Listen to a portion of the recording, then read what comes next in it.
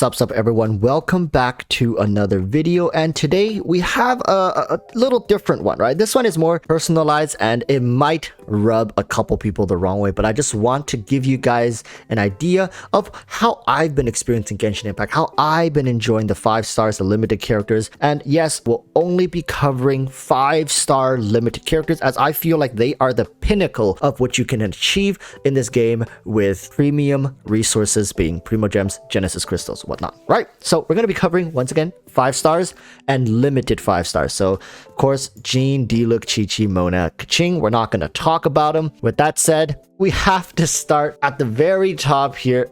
Arataki Itto is one of the characters that I have since stopped playing, and the main reason is because that playing Itto just got a little too repetitive for me, right? The damage is good, the kit is good, and if you want to talk about how efficient this unit is with the resources that you give him, he's good. He's a great character. In fact, I would say he's better than most of the Inazuma characters released at C0. I think he's incredibly easy to use, beginner friendly, and relatively cheap to build a team around him as well, I would say. Granted, if you want his best in slot team, is going to be a little more expensive, but if you want to just get something that works, get off the ground, the double geo teams usually work quite well for him with a Bennett on in there as well. So I don't want to let you guys think I stopped playing Itto because he's bad or the new characters are better or whatnot. It's just that I found him too repetitive, and you'll see other characters on this list that kind of shares the same problem as well, right? And a lot of the times people will say, well, does that mean this character can't clear Abyss? Absolutely not. Every single character on this list can clear the Abyss, and every single character in the game can clear Abyss. If you can clear Abyss with like all the free-to-play 4-star characters, you can clear it with the 5 stars. Okay, Itto was just lacking a bit of flavor for me,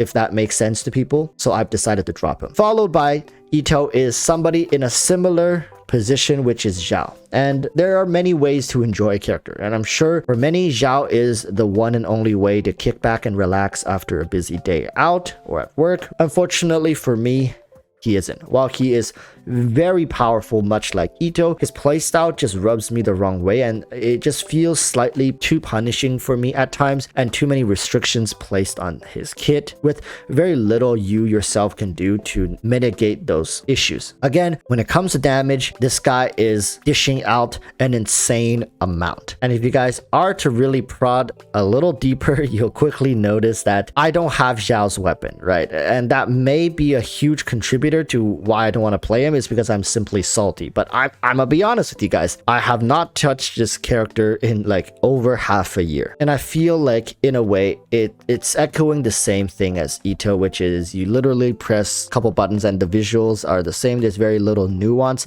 Yeah, you can animation cancel, but it's not quite like the animation cancel of other characters that are available, which I do play, which feels a little more nuanced and a little more flair to them. But yeah, next up is going to be Klee. All right, while Klee offers one of the most unique playstyles, I want to say, in the game, she also highlights one of my biggest fears for Catalyst users. If only she played more like a battle mage, which resembles Yanfei a bit more, because Genshin Impact encourages a hit and run playstyle, in my opinion, or a one-shot KO playstyle. There's really little space for these non-mobile and more stationary mage classes in this game. Of course, there are shielders, but you just, nowadays, even as a shielder, you don't want to take hits, and if you are saying like, well, just use a healer, well, then you're still getting interrupted a lot, especially for characters who channel their abilities. And then there's Klee, where if you really want to play her to the best of her abilities, you have to animation cancel to an insane degree, in my opinion. And I just feel like depending on what device you play as well for this character, you're going to find it a little more or less annoying to deal with. On PC, it's a little less annoying. On PlayStation, depending on which one, you're going to have input delay, which can really screw you up for this character. And of course, on the mobile, depending on how intense you want to play around with your APMs there, Klee can be a clunky character to some, but for those who have mastered her, kudos to you, tip my hat. I know she's an amazing character DPS wise, but it's just too much for me, and I think her category of Catalyst users right now are suffering greatly from the game design. I think Catalyst users biggest con is if you want to do sustained damage with them, meaning they're on the field, they oftentimes are left exposed to the dangers of enemy attacks, which for Yanfei, she has a shield built into her kit. This is proof that Hoyoverse knows of this drawback and have thought of countermeasures in some scenarios. But for Klee in particular, your only solution is to bring a shielder into your team comp, which for the most part, I feel nowadays 4 slots really doesn't feel enough. And playing a character like Klee where it essentially forces you to bring a shielder. I know other characters do as well, but there are other things that become problematic when running Klee for myself that I just don't feel like she's worth the trouble. To be honest, I would love to see a battle mage where they can mix sword users and mystic arts in a more fluid and fast-paced combat style to make a mage catalyst user. Kind of like Yanfei, but more mobility. If you took Yanfei and then you took Klee and then you took Yaimiko, mix them into one, balance the damage so it's not like too much, that type of playing style would be amazing to have in the current state of Genshin Impact. Following Klee, I know this next one is going to piss some people off, but I have my reasons, okay? Tartaglia is another character I don't really play anymore. Dude's got style and drip, but feels like he holds me back. What do I mean by that? A good way to explain it is if you guys know those anime characters that the audience knows for a fact can floor everyone in the room, but just decides to use like 10% of their power just to barely keep up with whoever they're fighting. That's Tartaglia for me, right? I feel like he has so much more to give and he actively chooses to hold back.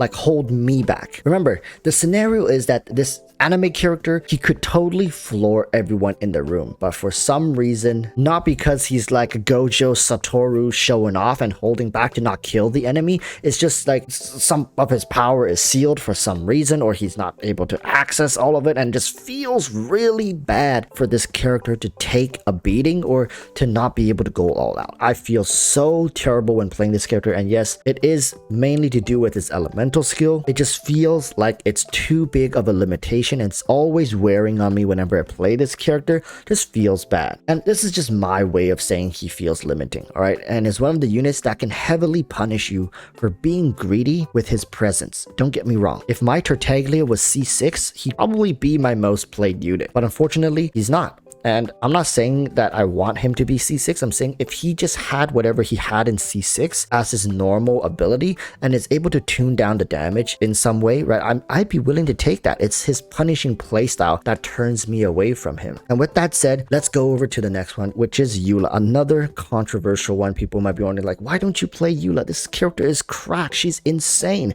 But Eula's one of those units I pull out when I need the job done, and I need the job to be done now. But those kind of situations have risen less and less over time. I'm gonna be honest with you guys. My Eula is C0. I don't have her signature weapon. So in this perspective, you should understand that my Eula's quite limited in how much she can deal with. And back in the day, I had my resources spread way too thin. And having Eula pop in to get the job done was just my easy way out. Nowadays, I find that I've gathered more resources and my characters are all built up properly. In a way, she's kind of like the grandfather, your grandmother, who helped all her grandchildren grow up, and now she's kind of gotten old and she's not able to keep up with what they're able to do because she doesn't have the same amount of resources, I guess, in a way that has been poured into those other characters. So some could say like, well, Walrus, then obviously that's not a fair comparison. If your Eula's able to do a significant amount of burst damage, wouldn't you still be using her? And I still say no, right?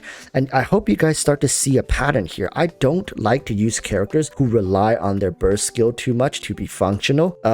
It's because they have such little room for error. And if you guys know how I play Genshin, most of the time I'm playing with a TV show on the second monitor. I don't really have much patience and time to reset Abyss and whatnot. I need something that's more consistent. So I always prefer to go for those characters. Characters like Eula, which sometimes if you don't balance her, I mean, who am I kidding? Even if you balance her crit rate and crit damage properly, and if she just doesn't crit during her burst skill, that's like her everything, you're restarting the room, right? You're restarting the chamber. That's what I can't really do with Eula. So unfortunately, haven't really touched her for a really long time.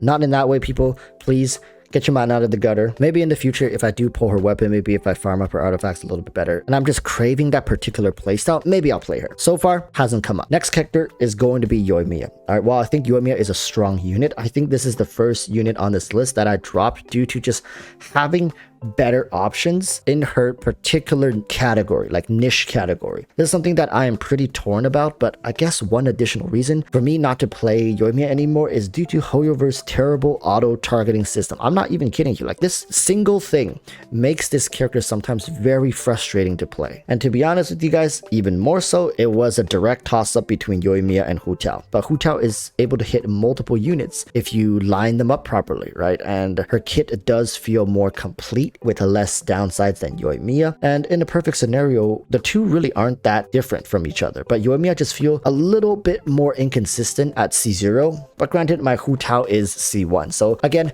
not a fair comparison. But I would argue that even if my Yuumia were to be C1, Hu Tao would still take the cake for this one. It's just about that consistency and how reliable they are. And again, yes, Hu Tao also have issues with HoYover's auto-targeting, but most characters have that issue. However, it doesn't cripple them in certain scenarios, whereas Yuumia, in some situations, it just feels really bad to not be able to lock onto a particular target, especially when you want to focus fire certain enemies in certain situations where it's time gated or they have some sort of mechanic where you need to kind of shift around a little bit.